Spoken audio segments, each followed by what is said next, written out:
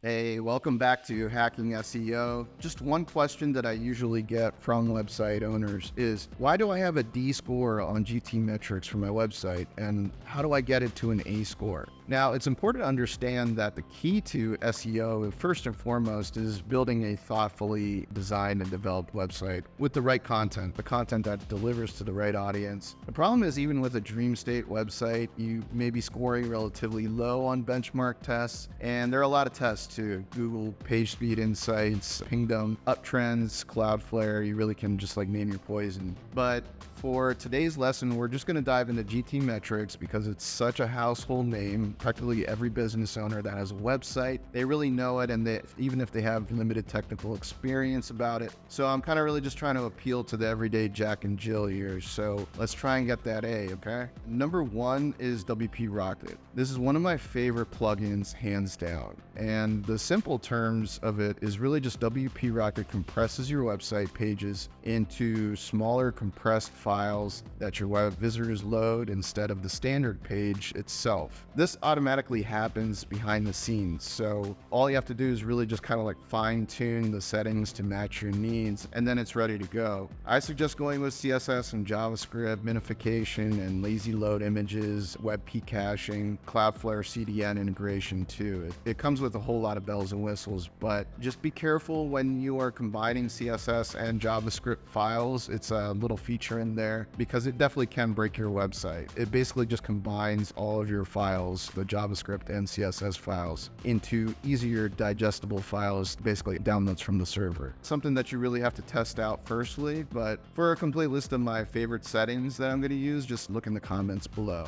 Now, average score, I get an 85% or a B+.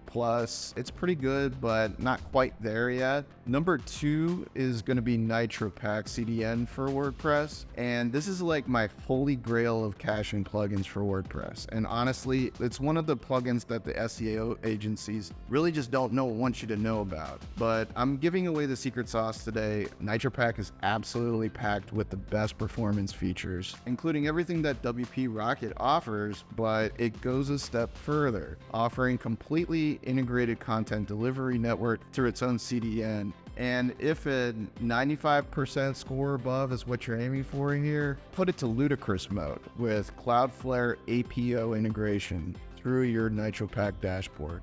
Just be careful when you're using ludicrous mode because it can make the website a little shaky since it prioritizes rendering, but we're having fun here and want to have the highest possible score, right? So standard mode is most stable, and you can probably get away with hard mode too, but for a complete list of my favorite settings, just look in my comments below.